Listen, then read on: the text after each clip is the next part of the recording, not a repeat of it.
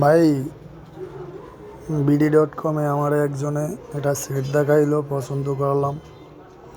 এই যে ID card আলা ওর মায়ের সুদি, এই মাদার সুদ অনলাইন জগতের মায়ের সুদাম।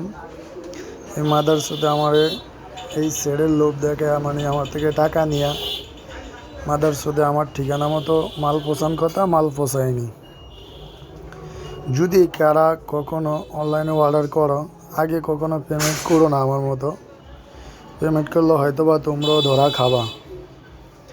আমি তো ধরা খাইছি, হয়তো আমার 5,000 টাকা নষ্ট হয়েছে।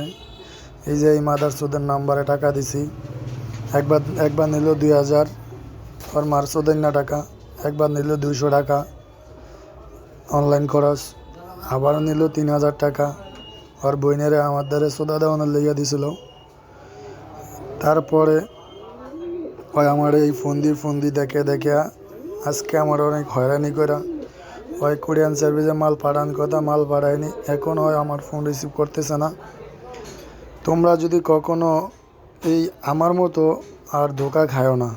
ধোকা খাইলে এমন কিছু হবে। এই যে চুদির বুথের নাম্বার হইলো এটা 01784674388।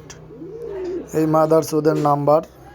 এখন আমি যেই নাম্বার দিয়েই কল দিই, মাদার সুদে ফোন রিসিভ করে না। ঠিক আছে ফ্রেন্ডস, তোমরা কখনো আমার মতো এমন ধোকা খাও না। এই সুদের বুথেকে হাতে পড়ো না।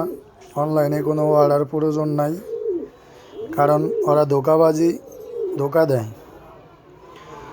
এই খানকির বুথেরা মনে করো ফাত্তর করছে আমাদের মতো সরল সোজা মানুষকে ভুলেয়া টাকা নেওয়ার ফোন দিই। আমারে তার নিজের আইডি কার্ড পর্যন্ত দিছে। অবিশ্বাস কিভাবে করব বলো? তোমরাই বলো, অবিশ্বাস করার কোনো আশঙ্কতা আছে? অনলাইন জগতের মায়ের সুদি, এই মায়ের সুদেই আমার কাছের থেকে টাকা নিছে এবং সেডের অনেক কফি দিছে আমাকে। আজকে বর্ণতি গেলাম কুরিয়ান সার্ভিসে, বলতেছে না। মাদার সুদে আরও আমাকে SMS দিছে কুরিয়ান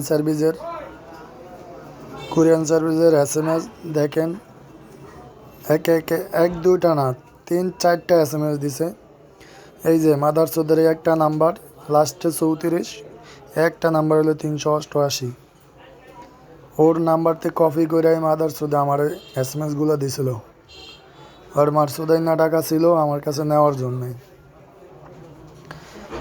এখন টাকা ফেরত দিব বলছিল, পরে এখন আমি যেই নাম্বার দিয়ে কল দিই ওই নাম্বারে ব্ল্যাক লিস্টে ফেলায়। তোমরা যদি একটু দয়া করে পারো ওর এই সিমে কল দিয়া যেভাবে হোক একটু ধরার চিন্তা। আর ধরতে পারলে আমার এই 12 সিম 01779184812, 01779184812।